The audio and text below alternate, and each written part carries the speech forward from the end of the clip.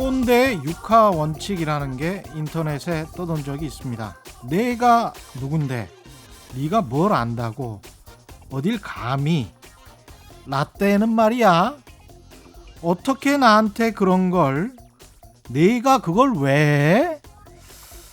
고백하건대 이런 말을 남 앞에서는 감히 저도 잘 못하지만 속으로는 그렇게 생각했던 적이 많았던 것 같습니다. 위선적이죠. 그래 올해 제 소망은 이렇습니다. 나쁜 의미의 꼰대가 되지 않도록 해주세요. 과거보다 미래를 보게 해주세요.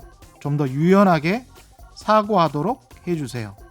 좀 더 겸손하게 살 수 있도록 해주세요. 그래서 최경영의 경제쇼 큰 사랑받고 청취율 대박나게 해주세요. 네, 안녕하십니까? 2021년 새해 복 많이 받으시길 기원합니다. 새해 첫날 세상에 이익이 되는 방송 최경영의 경제쇼 출발합니다. 저는 진실탐사 엔터테이너 최경영입니다. 유튜브 오늘도 함께 갑시다.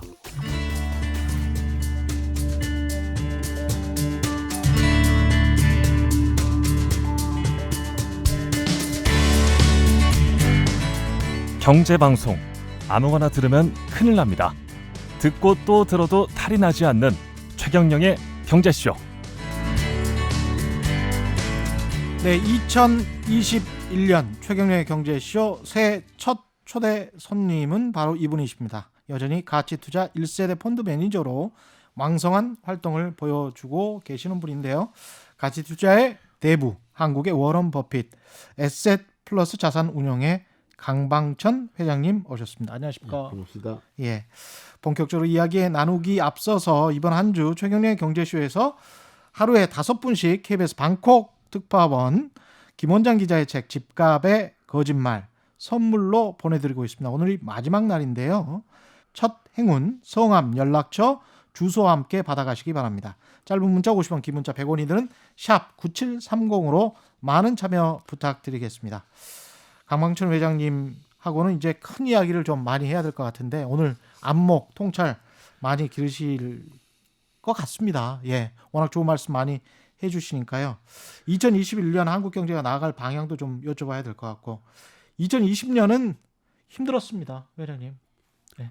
또 엄청 힘들었다가 또 엄청 또 흥분하기도 했고 그렇습니다. 예, 자산 시장은 굉장히 흥분했고 네네.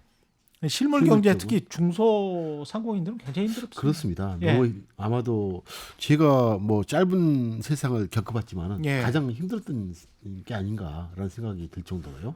과거랑 비교해서는 어떻습니까? IMF 외환위기 우리 겪고 그랬었는데 그때보다는 좀 그때보다는 오히려 그 자영업자분들 더 힘들었던 것 같죠. 아마도 상대적으로 그때는 기업의 부채가 문제됐던 역사였고요. 예, IMF보다는. 예. 지금 민간 부분 쪽에서 이 코로나가 엄습하기 있기 때문에 그러네요. 실물 경제 쪽에서는 더 힘들지 않을까라는 생각이 들죠. 그때 큰 대그룹이죠. 몇 개 그룹 이제 예. 부채의 문제, 기업의 부채가 예. IMF를 강타했다면 예. 지금은 기업 부채의 문제는 아니고 사실 민간 부분의 자영업자의 그러네요. 그 생존권을 위협하는 그런 문제로 본다면은 더 힘든 것 같다는 생각이 듭니다. 그때는 또 대부분이 정규직이었고 그렇습니다. 예, 맞아요. 20 몇 년 지난 다음에는 상당수가 비정규직이 됐는데 네. 이런 상황에서 타격을 또 제일 많이 받은 쪽은 자영업과 이른바 프리랜서 비정규직 뭐 이런 사람들이었단 그렇죠. 말이죠. 예. 그런 의미에서 이제 K자 회복이다 이런 거는 뭐 한국뿐만 아니고 미국 경제도 굉장히 우려하는 경제학자들이 많더라고요. 그렇습니다. 예. 뭐 과거 경제학의 이론 뭐죠? 그 통하지 않는 세상이 오래전부터 되고 있는 것 같아요. 뭐 예. 필립스 곡선도 안 통하죠. 사실 성장률이 사실 이렇게 되면은 성장률이 계속 떨어지면 또 실업률은 늘어야 되는데 예. 또 최근 코로나 이전의 상황을 보게 되면 또 미국과 일본 같은 경우는 실업률이 사상 최고치로 낮잖아요. 예. 그런 여러 가지 봐서 과거 경제학이 통하지 않는 상황 속에서 코로나가 나타났던 작년의 사건은 굉장히 실물 경제에서는 힘든 그런 과정의 연속이지 않는 생각이 이게 들네요. 앞으로도 이런 그 격차가 성장의 발목이랄지 아니면 우리 전체적으로 소비랄지 투자랄지 이런 것에 발목을 계속 잡기는 잡을 겁니다. 그렇습니다. 저는 예. 기본적으로 현재 우리가 측정하는 측정도, 사실 GDP라는 측정도가 예. 유효한 측정도인지에 대한 고민을 하거든요. GDP가 유효하냐? 그런 본질적 고민을 해야 될 때가 된다고 생각해요.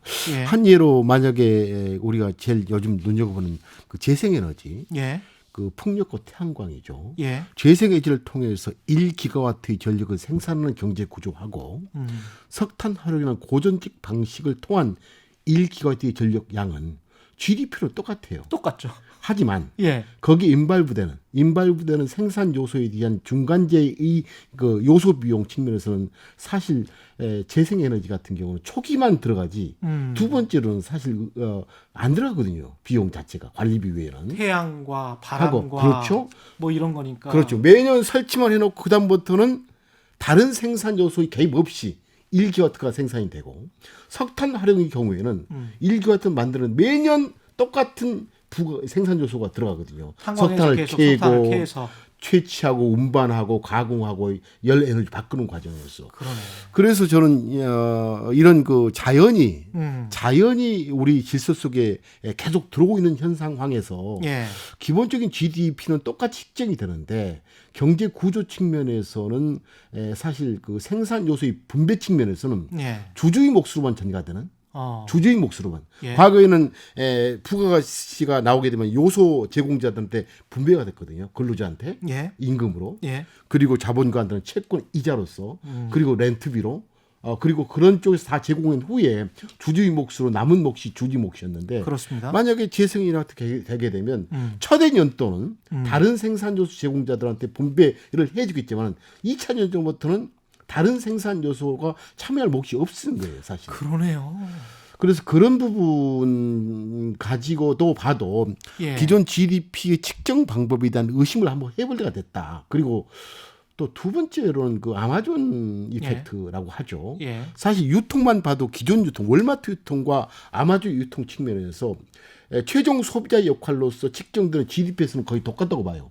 만약에 10조를 월마트 방식으로 했고 예. 또 아마존으로 10조를 했다 하면 GDP는 똑같아요. 똑같죠. 하지만은 그 과정에서 나타난 수많은 경제적 요소에 있어서 주주의 몫만 늘 뿐이지, 아마존 모델은. 예. 나머지 부가가치는 완전히 주주 몫으로 전환되는 거단 말이에요. 그렇죠. 그렇게 되면 실물 경제를 이루고 있는 수많은 그 기업의 이해관계자, 뭐 근로자, 채권자, 또 외부가치 제공자들의 몫은 줄어들면서 예. 경제는 힘들어지는, 그러니까 피부로 느끼는 경제는 힘들어지는.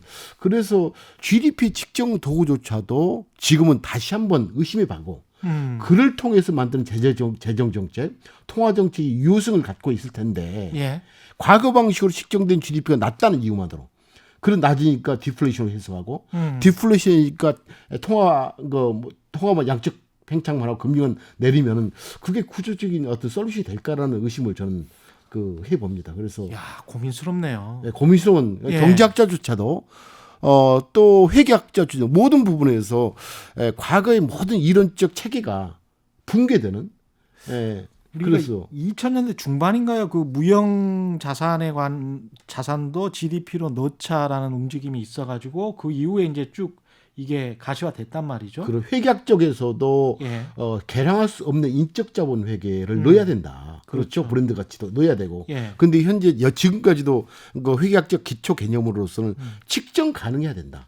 그리고 원가를 지불하고 소유하고 있어야 된다. 개념적 정의에서 그게 측정 가능할까요? 그러니까 SNS에 가령 해보잖아요. 어떤 굉장한 경제학자들도 아니면 전 노동부 장관이나 뭐 이런 사람들도 막 글을 올려요. 그렇습니다. 글을 올리면 뭐 영어만 알면 그냥 보고 아주 세계 최신 지식을 습득을 할 수가 있는 세상이에요. 그렇습니다. 지금. 예, 그렇습니다. 지금 세상이. 예. 근데 이제 그거를 배우기 위해서 미국에 가서 교육받고 그랬던 세상이 과거였다면 그렇죠. 예. 전혀 다른 세상이 지금 오고 그렇습니다. 있는 겁니다. 근데 이런 거를 이게 좋은 건지 나쁜 건지도 모르겠습니다. 어떻게 보면 글쎄 좋다 나쁘다의 예. 문제는 가치 판단의 문제인데 저는 사실은 예. 그 사회적 효용이 있기 때문에 예. 이런 진보와 혁신이 존재하지 않겠어요? 그렇겠죠. 그런 점에서 현재는 이걸 인정하고 예. 다만 기존 측정 도구에 대한 변화를 통해서 정책 방향이 제시되는 거죠. 그리고 삶이 그 자기 뭐죠? 경제 주체로서의 예. 내가 예. 어떻게 나의 존재 방식을 바꿀지 이런 것을 따져봐야 되지 않겠는 생각이 드네요. 이게 제가 계속 생각하는 거는 이 고용이라는 측면하고 행복이라는 측면하고 또 숫자 지금 계속 숫자를 말씀하셨으니까 이게 숫자가 계속 높아지면 우리의 행복도 높아지는 것처럼 생각을 했지 않습니까? 80년대, 90년대. 그렇습니다. 근데 이제 숫자가 거의 끝에 다다르면서 예. 이게 숫자와 행복과 연관성, 만족도가 있나 이런 생각도 하게 되고 이럴 때는 개인은 뭘 해야 되나 이런 생각도 하게 되고 그렇습니다. 저는 항상 한국은 어떻게 해야 되나? 숫자를 의심하지 않고 예. 숫자를 해석하지 않으면 죽음에 이른 길이라는 생각을 갖고 있어요. 모든 숫자는 해석돼야 된다. 의심해봐야 된다. 숫자를 해석하지 않으면 죽음에 이르는 네, 그리고 의심해봐야 된다. 의심해봐야 된다. 사실 제가 그 몇 년 전에 일본의 알프스라죠 도야마. 예. 도야마를 이제 그 산림이 좋다 해서 여행을 갔단 말이에요. 예. 너무너무 예쁜 산림이 보존되고 있어요. 그 예쁜 산림이 보존되는 나라의 GDP는 없는 거예요. 사실 사회적으로 거래가 돼야지 측정이 되잖아요. 그러네요. 근데 그 나무를 잘라서 벌목이라도 해야 벌목하면 GDP 올라가는. 그래서 저는 여러 가지 점에서 GDP에 대한 한계점. 그래서 저는 GWP 그러니까 그로스 웰페어 프로덕트 개념이라는 새로운 개념을 넣는 게 필요하지 않을까. 그래야지 정책 방향이 제시돼요. 그래서 오히려 그 좋은 나무를 자르고 캐고 태우고 지구적으로 굉장히 나쁜 오염물질을 만들어내는 구조의 GDP가 올바른 것인가. 그리고 그걸 올리기 위한 정책 방향이 좋은 것인가. 예. 라는 그런 숫자죠. 그 숫자적 어떤 그 행위가 저는 조금 의심해 봐야 된다라는 생각을 해보고 있습니다. 최근에 그런 생각도 드네요. 예.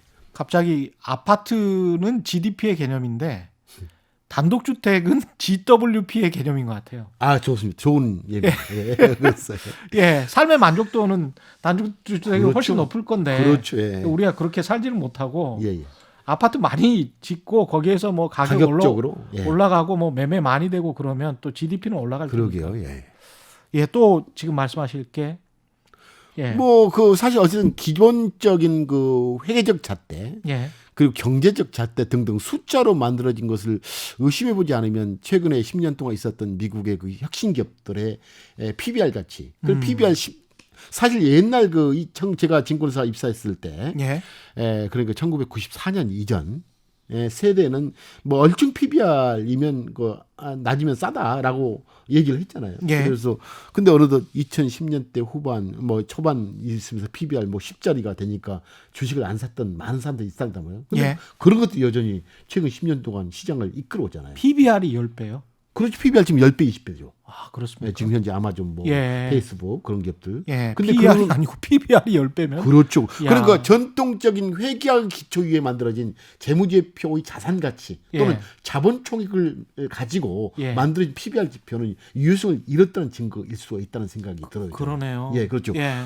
이들 친구들은 사실 그 회사가 소유하고 있지 않는 활용만 한 이런 모바일 디지털 네트워크는 새로운 생산 요소는 활용이거든요. 예. 근데 그 활용이기 때문에 재무제표 키핑 부기할 수 없어요. 예. 계상할 수 없다는 소리죠. 계상할 수 없던 자산 가치로 이익이 나오잖아요. 실질적으로. 사실 요즘 아주 그 100만 가입자를 가지고 있는 유튜브 방송국 가보면 직원 수가 4-5명이에요. 예. 4-5명이 지금 현재 엄청난 파괴적 혁신을 만들어낸 것도 사실은 주주 입장에서 좋은단 말이에요. 주가를 이제 시가총액 부여하겠죠. 상장이 된다면. 그런 것처럼 어쨌든 최근에 15년, 10년 동안 저는 그걸 2008년의 혁신이라고 보는데 2008년에 그 스티브 잡스의 스마트폰, 이 스마트폰 질서가 만드는 혁명적 변화다. 그래서 이걸 저는 4번째 생산 요소, 그러니까 기존의 노동과 자본, 토지라는 3대 생산 요소 기초 위에 모든 걸 해석하는, 그리고 측정하는 역사에서 4번째 생산 요소를 들이매야지 온전히 가치를 해석하고 평가할 수 있다. 그 저는 이걸 새로운 생산 요소라고 정의하죠. 새로운 생산 요소를 그러니까 딱 한 단어로 모바일 말하면 디지털 네트워크 새로운 땅. 모바일 디지털 네트워크 스마트폰. 예. 저는 이게 이걸 새로운 땅이군요. 그 새로운 땅이죠. 기존 땅은 굉장히 고정적이잖아요. 예. 경상남도면 경상남도 유한하고. 유한하고 예. 그리고 폐쇄적이고 예. 이동이 불가능하고 예. 그렇죠? 그렇습니다. 근데 이 땅은 말이죠. 이동하고 아, 개방적이고 소유가 아닌 활용이고 그렇습니다. 재무제표에 그래서 키핑이 안 되고 또 이 땅은 고객이 넣으면 고객이 좋아해요. 그걸로 다 붙어버려요. 1등의 승자 독식을 조장해요. 근데 기존 땅은 한정된 땅에서 싸우기 때문에 결국은 승자 저주에 걸거든요. 그래서 PER을 달리 부여하죠. 아, 그러네요. 예. 아까 GDP 말씀하시는 거랑 계속 지금 이어지고 있습니다. 자산 가치 PBR 이야기하시는 거랑 계속 이어지고 있는데 지금 사실은 tangible asset, intangible asset이라고 해서 우리가 유형 자산과 무형 자산 구별을 하고 예. 그 PBR이라는 거는 유형 자산을 굉장히 값어치를 크게 봐줬던 그렇습니다. 거 아닙니까? 예. 근데 이제 지금 말씀하시는 거는 intangible asset, 무형 자산에 대한 값어치를 굉장히 크게 봐주니까 PBR이 보통 우리나라 기업은 한 배 왔다 갔다 하거든요. 한 배, 두 배 정도 아무리 많아도. 근데 10배라는 거는 9배 정도의 인탱저블 그렇습니다. 예. 눈에 보이지 않는 거를 그냥 쳐준다는 거잖아요. 시장에서. 예. 그렇죠. 그래서 예. 사실 최근에 이제 뭐 주목되는 사건이 과거 저도 재무제표를 좋아하는 저였거든요. 그래서 예. 항상 저희 직원들한테 기본적 이해로부터 풍부한 상상력을 작동시켜라. 예. 그래야지 온전한 가치를 찾을 수 있다고 늘 강조해요. 예. 기본적 이해가 없이 상상력만 작동시키면 뻥꾸라가 된다. 뻥꾸라. 근데 뻥꾸라가 된다. 근데 기본적 이해만 알고 예. 상상력을 작동시키지 않으면 남들이 보는 가치 이상을 볼 못한다.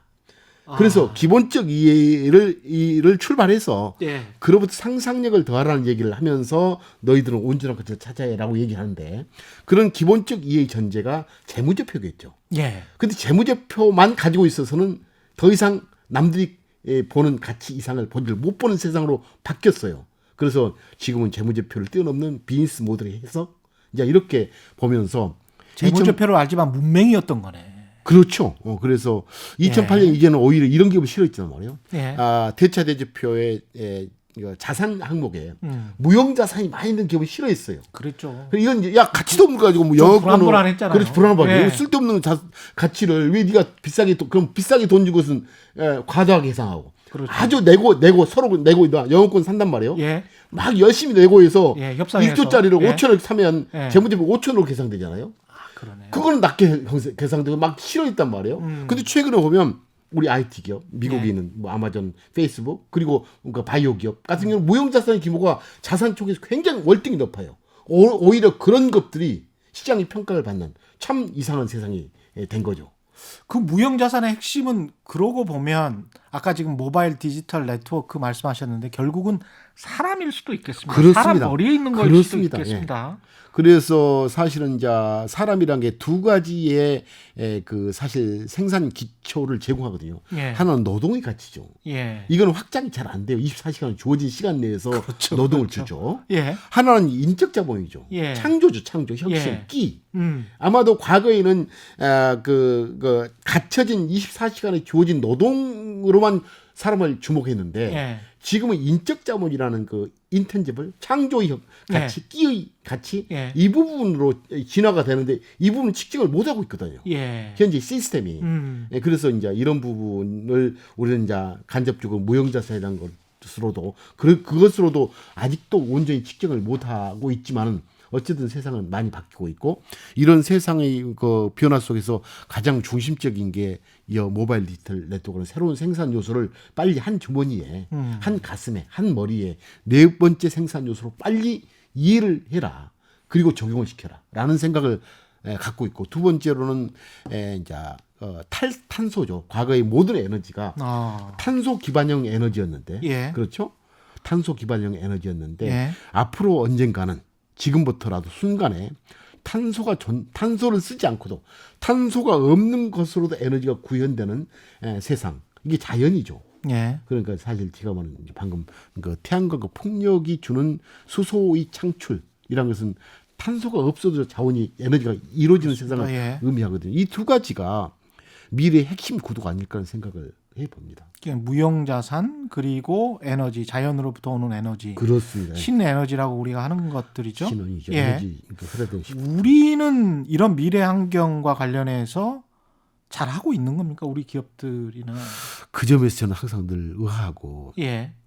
빨리 이 부분에 있어서 저는 이제 한국 주식시장이 최근에 동학개미 사건을 통해서 많이 사건. 저는 역사적 사건이라고 예. 얘기합니다. 예. 저는 제가 1987년 이후에 증권회사에 입사하면서 몇 가지 사건을 봤어요. 예. 1992년 그 한국 주식시장을 외국인한테 개방하는 자본시장 자유화, 그리고 IMF 때 금리가 15% 또는 그 전에 13%대의 금리 수준이 지금 1%, 2% 초반까지는 초저금리 시대에 대한 그 금리 패러다임 시프트. 그러네요. 그렇죠. 예. 이런 그 현상 속에서 저는 가장 주목할 만한, 그러니까 50년 후에 한국의 자본시장에서 가장 중요한 사건을 뭐로 표현할까? 자본시장 자유로 표현할까? 금리의 구조적 하락으로 표현할까라고 봤을 때 저는 그것도 저것도 아니고 저는 2020년 작년이죠. 코로나 사태라는 아주 어려운 상황 속에서 어느 누구도 한국의 잘못된 자산 배분의 구성 그러니까 모든 가계 자산의 배분이 사실 부동산으로 돼 있고 예. 어느 정권도 어느 제도도 감히 못 바꿨죠. 예. 정책도 못 바꿨어요. 예. 이런 구도의 변화에 하나의 반전의 계기를 준 중요한 단추를 채워줬다. 그리고 연금 시장 또한 거의 다가 확정금리형 상품으로 그게 DB형이든 DC형이든 예. 연금 자산 또한 자기 돈이면서도 연금을 거들떠 보지 않고 그 와중에 확정금리 상품으로 그 자산 연금이 배분돼 있잖아요. 예. 이런 부분을 조정할 수 있는 중요한 촉매제가 2020년 동학개미 운동 사건으로, 그래서 저는 역사적 사건이라고 해도 충분히 저는 이거 하죠. 그래서 저는 2100년이든 예. 2070년이든 저는 2020년에 동학개미의 주식 시장에 대한 진입은 저는 역사적 사건 중에 제1호 가장 중요한 사건이라고 저는 얘기하고 싶습니다. 지금 이렇게 말씀하시는 거 보니까 이런 어떤 흐름이 거대한 강물처럼 돼서 절대 거스를 수가 없게 됐다 이렇게 들립니다. 그렇습니다. 예. 예. 그 사실 저는 3월달 그 폭락 시장을 지켜봤고요. 저는 여러 번 1997년이나 IMF 때 제가 개인적으로 돈을 벌었던 그 시대하고 또 2008년 저희 회사 펀드가 만들어진 후에 예. 3개월 만에 미국 금융위기가 발생했고요. 2011년에는 유럽 재정위기가 발생했고 예. 여러 가지 사건의 전개 과정에서 작년 그 3월달에 폭락은 엄청난 사건이었거든요. 예. 근데 한 번도 우리 국내 투자가들이 주식과 펀드를 살 때는 늘 이렇게 했어요. 인기 있을 때, 많이 올랐을 때 들어와서 예. 항상 조정을 받을 때 시장을 떠났어요. 예. 그러니까 피망이 들었죠. 그래서 항상 그 다음에 주식과 펀드는 그 원한의 대상 예. 된 게 거의 30년 같아요. 원수처럼. 예. 그래서 주식을 이상해 보고 예. 펀드를 이상해 보고 내가 다시는 하면 제가 그렇습니다. 근데 작년에 처음으로 예. 정반대의 투자를 했죠. 인기 있을 때가 아닌 공포스러울 때.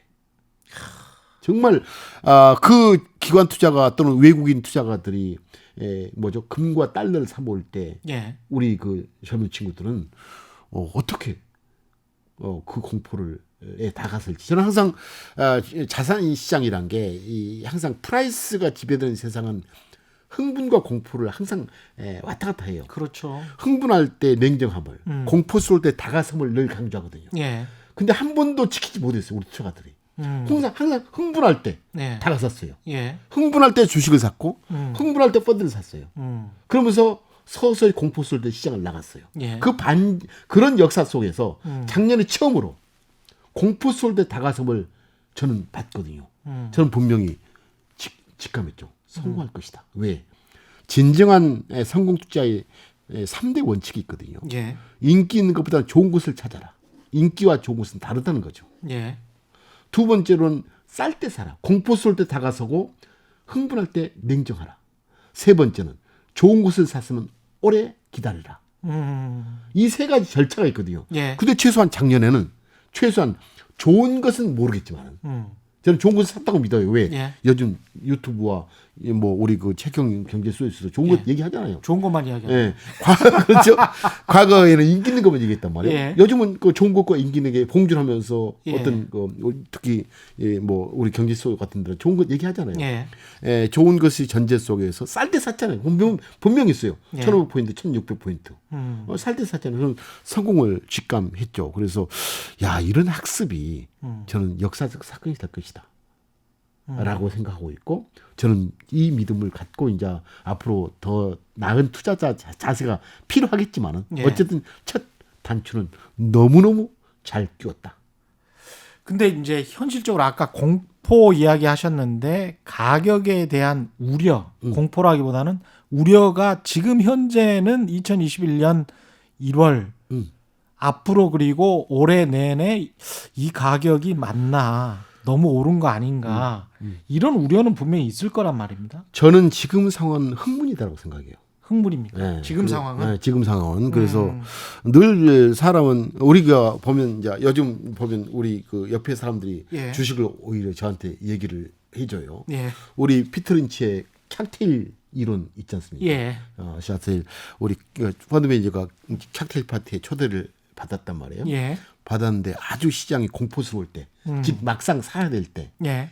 제가 펀드 매니저입니다 하면 그때는 오히려 1단계죠. 예. 1단계 아주 공포스러울 때, 실제로 사야 될 때, 펀드 매니저입니다 인사하면 슬쩍 모르게 자리를 비운다는 거예요. 자리를 떠난다는 거예요. 펀드 옆에를 앉기 싫다. 두 번째 한 20-30% 오르면은 이제 매니저라고 소개하면 2단계죠. 2단계 때는 매니저랍니다 소개하면 그 친구들이 여전히 주식은 위험하죠. 라고 하는 얘기를 하는데 더 뜨면 더 상승하면 서서히 이제 매니저한테 다가와서 요즘 어떤 종목 사야 돼요? 라고 얘기하더니 마지막 더 오르면 매니저한테 주식을 가르쳐 주더라.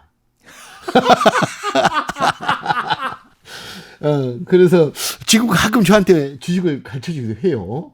아, 지금 벌써 그런 분들이 계시군요. 예, 뭐. 아, 이 종목 좋대. 뭐 예. 왜 이거 없어?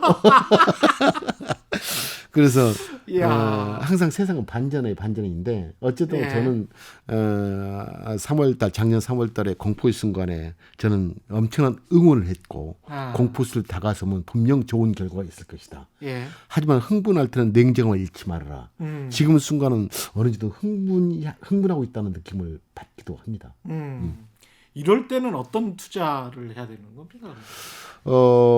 일단은 사실 저는 여전히 한국의 가계 자산 부분에 편중된 왜곡된 부동산 시장으로 의한 현상이 이번 기회 작년 기회를 통해서 큰 관점에서는 교정이 될 겁니다. 교정되고 있다. 네, 될 거예요 분명히. 그런 과정에서 일시적인 충격도 있겠죠. 그리고 또 이런 상황을 만들어 이 주시장에서 좋은 학습을 만들어 줘야지 또 오기도 해요. 예. 중요한 계기는 된 거예요.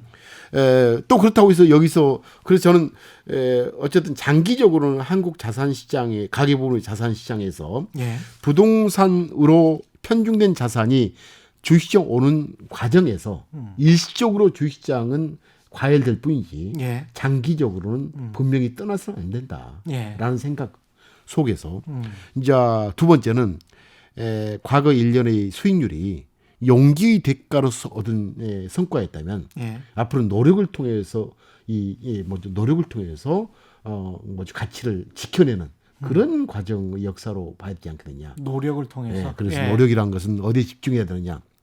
예측할 수 없는 그리고 중요하지 않는 영역에 생각하지 말고 사실 주식 투자의 가장 중요한 것은요 시장 예측이 아니에요 사실은. 그래서 저는 시장 예측을 잘 못합니다만 예. 언뜻 하면 어쩌 이 시장이 좀 흥분된 시장이다라고 예. 하지만은 이럴 때일수록 노력을 어디에 넣어야 되느냐. 좀 더 중요한 영역으로 좀 더 예측 가능한 영역으로 바로 뭐냐 기업? 지수보다는 좋은 기업을 찾는데 힘을 쏟아다. 예. 그래서 노력이 많은 부분은 좋은 기업을 찾는데 힘을 쏟지. 힘을 쏟아다. 예. 좋은 기업은 비법이 아닌 일상 속에서 찾아라. 예. 일상. 예. 그렇게 얘기를 하죠. 그래서 지수는 얼충 많이 왔는데 예. 오히려 한국은 이제 시가총액 큰 것들 기업들이 지수 구성을 만들어낸단 말이에요. 예. 그렇죠? 예. 그래서 오히려 투자자 입장에서는 지수는 못 올라도 좋은 기업이 오르는 시장이 더 좋을 수도 있어요. 우리 한국도 잘만 2013년에서 찾으면. 2016년 사이에 그때 액티브 펀드라고 시장이 있었죠. 2013년부터 2016년 사이에 예. 지수는 박스권이었는데 예. 좋은 기업, 바텀 어프로치, 좋은 기업들이 오르는 시장에서 수익률이 훨씬 좋았거든요. 예. 그래서 지금 1,500포인트에서 지금 3,000 거의 3,000이죠. 까지 오는 시장에서 지수가 오르는 시장은 거의 끝난 것 같다. 예. 지금에서는 노력의 대가로 좋은 기업을 통해서 사실 그 좋은 결과를 지켜내는 것 그런 시장이 되고 있고 그렇다면 이제 관점을 시장 예측보다는 개별 기업 그렇죠 비법보다는 그 상식 예. 그렇죠 예. 소문보다는 자기 삶 아. 이런 쪽으로 투자의 관점을 바꿔야 된다. 그리고 더 중요한 것은 분산하라. 분산해라. 여기서 분산하라는 의미는 예. 사실 뭐 이거 직접 투자하니까 또 시장이 이렇게 올랐으니까 어떤 경우에도 펀드보다는 수익률이 좋을 거예요. 그렇잖아요. 예. 근데 그 수익률이 좋으니까 펀드는 더 환매해버리고 또 연금까지 환매해버리고 예. 직접 투자하는 것은 굉장히 큰 우를 범할 수 있다. 그럼요. 예. 그래서 저는 이 분산의 의미는 연금 지켜야 된다.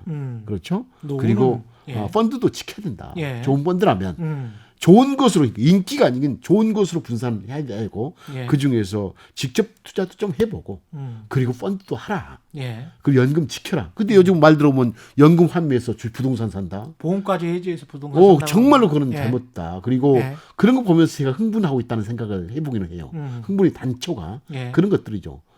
그리고 그 펀드 다 환매해서 직접 투자하고 예. 아마도 그러한 것에 대한 것은 가장 잘못된 투자이고 그래서 인기 있는 게 아닌 좋은 것을 찾는 노력 예측 가능할 수 없고 중요하지 않는 지수보다는 좀 더 예측 가능하고 좀 더 중요한 개별 기업 관점에서 그렇죠 비법보다는 상식과 우리 삶에서 찾아야 되고 예. 그리고 펀드와 요것 그 개별 기업 직접 예. 투자도 균형 잡힌 포트폴리오를 가져가는 게 저는 이 부를 지키는 길일 것이다라는 생각을 해봅니다. 좋은 기업을 찾을 때 아까 말씀하신 그 큰 흐름 에너지 신에너지하고 무형자산 쪽 이쪽으로 발달된 기업들 앞으로 성장 가능성이 계속 보이는 그런 군들을 찾아야 될까요?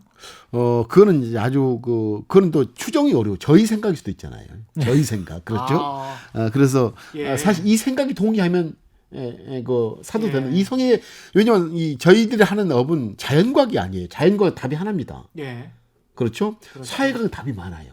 관점을 사는 거예요. 그렇습니다. 그래서 강방천의 관점이 네 맞다 하면 그 관점의 기업을 찾는 거고 기업을 찾는 것도 소문이 아니고 삶에서 찾아야 되고 예. 또 그걸 못 찾을 수 없다 하면 저희 펀드를 가입하면 되잖아요. 예. 펀드가 존재하는 그런 거니까 예. 나는 시간도 없고 당신 생각이 맞는데 나는 고를 능력이 없어 라고 할 때 펀드란 게 있잖아요. 그게 예. 펀드 유용성이죠. 예. 그래서 사회학은 답이 굉장히 많다. 맞습니다. 그래서 예. 합리적으로 상식적으로 생각해 봐서 그게 맞다면 이렇게 분산을 하라는 거죠. 그래서 다만 제가 생각하는 이런 그 섹터의 문제 그러니까 에너지 패러다임 그리고 새로운 땅의 등장에 대한 관련 예. 것은 좀 더 그 디테일한 부분이고 큰 관점에서는 첫째 제가 좋아하는 것은 미래 기업 환경 속에서 존재할지 여부 미래 기업 환경 속에서 예. 가장 중요합니다. 사실 지금은 아주 훌륭한 기업이지만은 언젠가에는 없어질 산업과 기업이 존재하거든요.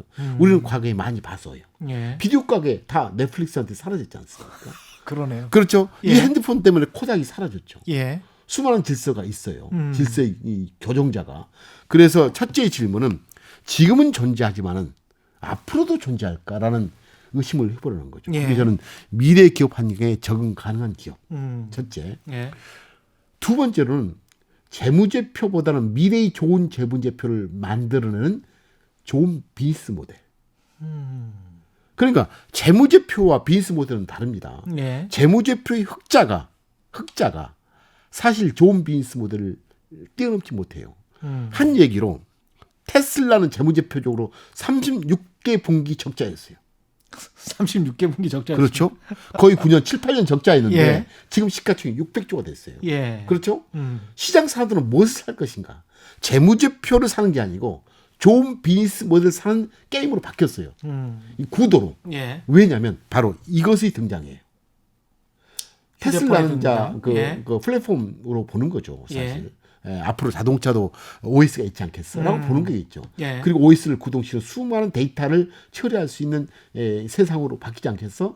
아마도 자동차는 예. 그렇게 바뀔 것이고 그 자동차의 컨트롤러, 커맨더, 총재는 아마도 테슬라일 것이다. 아니면 애플일 것이다. 그래서 라고 애플도 얘기하는 한다는 거 아닙니까? 그러겠죠. 예. 왜냐하면 자동시장을 안 할 만한 이유는 없어요. 전 세계 각 산업의 시가총액을 보게 되면 자동차 산업처럼 큰 시장이 없어요. 자동차 산업 매년 3,500조 원의 시장입니다. 반도체는 메모리, 비메모리 합쳐서 600조 원 시장이에요. 예. 메모리와 비메모리 합쳐서 예. 스마트폰 시장 500조 원 시장입니다. 2차 전지 배터리 시장이 5년 후에 예. 재추정이 하면 130, 40조 시장이에요. 자동차 시장은 엄청난 큰 시장이죠. 엄청나군요. 그렇죠. 예. 그래서 그 자동 시장을 애플이 뺏길 리가 없죠. 다만 자동차의 구도는 앞으로는 하드웨어적 장치에서 소프트웨어. 또 그것도 기계공학적 영역에서 예. 저는 소프트웨어, OS가 지배하는 세상이 될 것이다.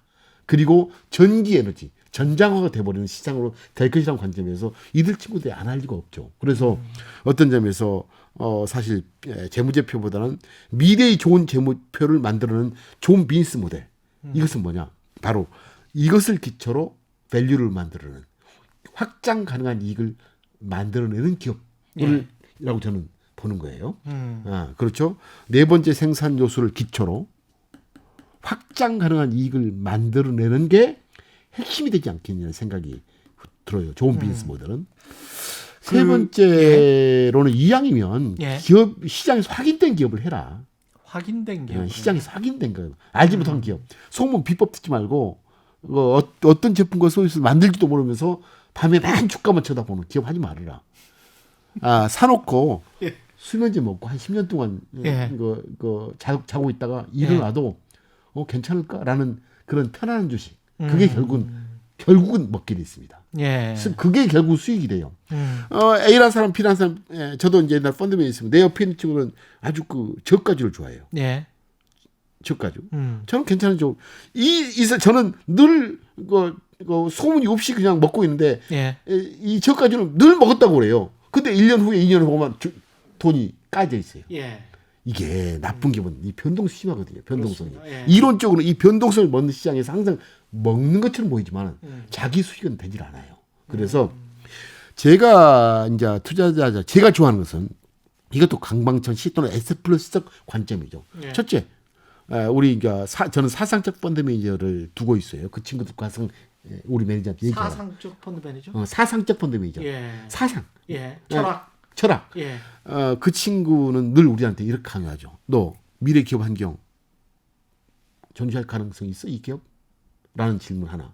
두 번째는 비즈니스 모델이 진짜 좋아? 재무제표 흑자에도 이 흑자가 머지않아 사라질 흑자야 아니야. 그리고 이익이 진짜 많이 확장 가능할 것 같다는 질문 속에서 답을 하지 않으면 편입을 하지 말아야 되고 그리고 불황이면 더 좋아질 기업. 그게 1등이에요. 1등은 불황을 더 좋아해요. 불황이면 더 좋아질지. 네. 경쟁자가 사라지거든요. 비기업 여력이 사라져버린 거예요. 불황 속에서. 예. 뭐 요즘 이번에 항공주도 늘 그래요. 모든 산업이 불황 속에서 사실 시험이 어려우면 예. 공부 못한 애와 공부 잘한 친구가 변별기 생기잖아요. 그렇습니다. 시험이 아주 쉬우면 벌어지죠. 그렇죠. 예. 바로 불황은 기업들한테 아주 어려운 시험 문제를 주는 거예요. 그러네. 그래서 예. 뚝뚝 떨쳐버리죠. 바로 비기업 여린 기업을 시장에서 도태시키는 거죠. 예. 이 도태야말로 1등 기업의 주주한테는 축제를 준비하는 저는 시기라고 본다. 축제. 그러니까 가격적으로 같이 떨어져 1등도. 예. 근데 가치적으로 보게 되면 그러니까 한 눈으로 보는 가격적으로는 공포예요. 예. 또 다른 눈으로 보는 가치적 측면에서는 차이가 있어요. 1등 기업은 가치가 누는데 꼴등 기업은 진짜 가치가 사라지죠. 그리고 세 번째 이제 사상적 펀드맨이 하는 얘기가 너 불황이면 더 좋아질 기업이야? 또 네가 아는 기업이야? 라는 질문에 답하는 것. 아마도 저는 이런 세 가지의 그 투자의 원칙이 저희 관점이지만 우리 고객도 한번 자기 관점을 만들어라. 그러면은 저는 이 주식시장 얼마나 좋습니까? 저는 뭐 100년 전 부자도 주식 부자였잖아요. 예. 뭐 카네기, 예. 뭐 옛날에 뭐죠? 우리 100년, 50년, 10년 전, 1년 전, 지금 모든 부자들은 그 당시에 위대한 기업의 대주주였어요. 네. 주식 부자. 그들과 함께하는 방법이잖아요. 록펠러도 그렇고요. 록펠러 예. 맞죠. 예. 그래서 저는 이런 주식시장은 저는 기업의 그 위대한 기업과 함께 부자들은 너무너무 지혜로운 수단이다. 다만 그 지혜를 탐하는 방법은 자기만의 관점을 가져야 되고 저희 관점은 그거죠. 미래 기업 환경에 적응 가능한 비즈니스 모델이 좋은 그리고 불황을 즐기는 1등 기업과 함께하자. 좀 크게 보니까 이게 정말 좀 보이는 것 같습니다. 예, 저는 너무나 좋게 재밌게 잘 듣고 있는데 여러분 어떠신지 모르겠습니다. 제가 마지막으로 드릴 질문은 숫자와 관련되는 겁니다. 제가 좀 꼼꼼해서 빚이 좀 걱정하시는 분들이 많아요. 예, 그리고 이제 기업 측면에서 아까 지금 불황에서 넘어지는 기업들은 넘어지고 더 잘하는 기업들은 더 잘하고 이게 이제 과거의 자본주의 역사였는데 지금 이제 초저금리로 가다 보니까 한기 기업들의 숫자는 계속 늘어났지만 그렇습니다. 계속 그냥 가거든요. 네네. 예, 그게 또 이제 시장에 상당히 교란 요인도 되기도 하고 그 다음에 이제 가계도 굉장히 빚이 많습니다. 근데 그 빚 때문에 또 부동산이 또 계속 그렇게 가계자산 편중이 또 심화되는 경향도 있는 것 같고 그래서 기업적 측면하고 그 가계 측면의 빚 이거는 어떻게 풀어야 될까요? 저도 사실 빚이 굉장히 큰 걱정입니다. 예. 왜냐하면 일단 우리가 보면 실물 경제가 있죠. 생산과 소비가 이루어지는 실물 경제. 그리고 그 윗단에 그러니까 이게 이제 그 윗단에 사실 화폐적 관점의 금융이 존재단 말이에요. 예. 우리 금융은 이제 본원 통화 그리고 M1, M2로 이렇게 전개되고 이것을 기초로 자산 가격이 형성이 된다고 저는 봐요. 예. 실물 경제는 여전히 아주 안 좋은 상황은 분명해요. 그리고 단기적으로 이게 회복이 될까라는 것. 뭐 금년에야 저는 그 멈춰졌던 억눌렀던 그 소비 심리, 그 억제된 소비가 지금 있는 것 같아요. 코로나 때문에 아마도 이게 이제 보복적 소비로 점프를 할 것 같아요. 그게 구조적으로 농tum하게 보복적 소비를 10년 이상 견인하기는 힘들 것 같고 일시적으로 억제된 소비가 보복적 소비 나오는 과정에 일시적인 반등은 있을 것 같다는 생각을 하지만은 어쨌든 실물 경제 그리고 이 통화 사실 보는 통화를 유동성이죠. 예. 그리고 이게 있으면 항상 자산가치가 오르게 돼 있어요. 근데 최근 현상은 이러한 기울기값 그러니까 M2의 기울기값보다 더 지나친 자산가치 상승이 저는 지금은 흥분을 만들지만은 오히려 이게 큰 문제를 만들 수 있겠다는 생각을 해봐요. 왜냐하면 알다시피 부채는 양의 문제예요. 예. 우리 밸런시트를 보게 되면 대차 대표를 보게 되면 개인이든 기업이든 간에 그 부채 항목은 항상 변동하지 않습니다. 사놓고 돈을 끌어다가 자산을 주식을 사든 부동산 사놓으면 하면 자산 시장은 항상 가격이 반응하거든요. 프라이스. 예. 그러면 타이밍이 좋으면 부채는 1조인데 1조, 천억이에요. 네. 그걸 사가지고 자산을 사놓으면 시장이 좋을 때는 이게 올라요. 그러네요. 예. 떨어지면 부채는 조정이 안 돼요. 부채는 그대로죠. 그대로죠. 예. 이걸 몰라요, 이제 투자가들이. 그래서 저는 지금 상황에서는 부채 그러니까 실물 경제를 극복한 방법으로 통화를 풀었고 그런 과잉 유동성이 자산 가치를 프라이스를 올려놨다. 근데 지금은 괜찮을 것 같다는 생각하지만 만약에 마지막 기대된 친구 지금 부동산에 이제 20, 30대 뛰어든단 말이에요. 그 친구 만약에 2억짜리 아파트 아니까 2억짜리 아파트가 있을 때 자기가 1억 5천을 땡겨서 샀어요. 예. 그래서 이제 그게 3억이 됐다면 자산 가치는 업이 됐지 않습니까? 근데 어떤 이제 3억을 못 참고 3억의 돈을 빌려서 3억짜리를 샀어요. 그 3억 5천 되면 또 먹었겠죠. 이런 구도의 역사에서 지금 현재 계속 오르니까. 예. 부채 오르는 것보다 부채 땡겨서 하는 것보다 더 많이 오르니까 좋죠. 하지만 이제 5억 갔어. 그때 어떤 친구가 5억을 빌려다가 샀어요. 샀는데 그게 4억 5천 됐다. 예. 많이 올라서 떨어지게 아닌가? 예. 그러면 이 친구부터 서서히 이제 부채 늪에 빠지는 게 된 거죠. 그렇습니다. 예. 그 모든 사람이 동시에 부채 늪에 빠진 게 아니고 임계점에 올라가게 되면 서서 한 명씩 두 개씩 부채 늪에 빠지기 시작하죠. 예. 그러면서 디레버리. 예. 그러니까 자산 가격이 떨어지는 거죠. 늦게 들어왔던 사람일수록 그래서 손해죠. 하나씩 부채 늪에 빠지게 돼 있거든요.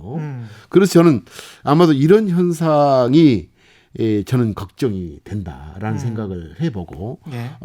특히 한국 같은 경우에는 부채가 많이 늘지 않습니까? 지금 현재 많이 늘었습니다. 가계 부채가 예. 최근 분기만 하더라도 93%에서 101%로 올랐다니까. 예. 분기별로 7.5%포인트가 부채가 늘었다는 소리는 역사적으로 예. 한 개 분기에 이렇게 점프한 적이 없어요. 분기별로. 예. 그렇게 봐서 이런 첫째 총량이 늘었다는 것하고 문제죠. 두 번째로는 그 많은 부분이 생산 활동으로 가지 않고 자산 가치 증가 쪽으로 쏠리고 있다는 것. 예. 부동산, 예. 주식. 자산 가치로 쏠다는 의미는 한편으로는 좋을 때 선순환일 때는 계속 좋아요. 예. 하지만 그게 한번 무너지기 시작하면 충격을 줄 수 있다는 것은 지금 정도에는 생각할 필요가 있지 않느냐. 그렇다고 장기적 관점에서 한국의 그 불균형적인 자산이 그러니까 부동산 위주의 편등 자산이 주식으로 오는 과정에 대한 대세 그런 흐름은 막기는 힘들 것 같아요. 그래서 저는 주식시장에서 하지만 분산해야 되고 좋은 거 사야 되고 떠나지 말아라 예. 라는 생각을 해봅니다. 예. 끝으로 최경련의 경제쇼 청취자 여러분께 2021년 이건 좀 조심하고 이렇게 좀 해봤으면 좋겠다. 좀 정리를 좀 해주시면 좋겠습니다. 예. 그래서 누누이 이제 하는 얘기지만은 성공 투자인 세 번째 네 번째 요체가 인기 있는 것보다는 좋은 것. 인기 있는 것보다는 좋은 것. 인기와 좋은 것은 다르다는 거죠. 예. 사실 구독자가 최경영 경제수가 우리나라에서 최고는 아니잖아요. 아닙니다. 하지만 좋은 것은 1등일 수도 있잖아요. 다르죠. 조금. 예. 저는 그렇게 생각하고 있습니다. 예, 그래서 인기 있는 것보다는 좋은 것. 예. 또 인기 있을 때보다는 좋을 때. 예. 그 인기 있을 때라는 것은 비쌀 때예요. 맞습니다. 그렇죠. 인기 예. 있을 때보다는 좋을 때는 쌀 때를 의미해요. 그렇습니다. 그렇죠. 좋을 때 그리고 이왕이면 좀 기다려라. 또 충격이 있을 수 있어요. 좋은 거라면 기다려라. 왜? 나쁜 것도 사라지니까. 그렇죠. 그리고 네 번째는 분산하라. 분산해라. 네, 분산 투자하라. 라는 것을 저는 간곡히 얘기를 드리고 싶습니다. 아주 정도를 말씀을 해주셨습니다. 아주 정답인 것 같습니다.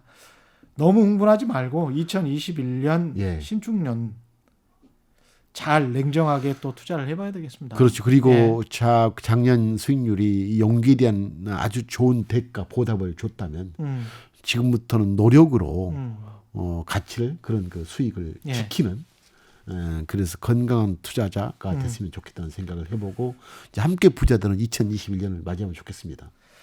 고맙습니다. 오늘 말씀 감사하고요. 지금까지 SF플러스 자산운용의 강방천 회장과 함께했습니다. 고맙습니다. 예, 저희가 준비한 최경영의 경제쇼는 여기까지고요. 내일 오전 11시에는 유튜브로 이번 주 경제쇼 플러스 하는데요. 이번 주 경제쇼 플러스 또 강방천 회장님과 함께합니다. 슬기로운 가정 경제 전략입니다. 지금까지 세상이 이익이 되는 방송 최경련의 경제쇼였습니다. 고맙습니다.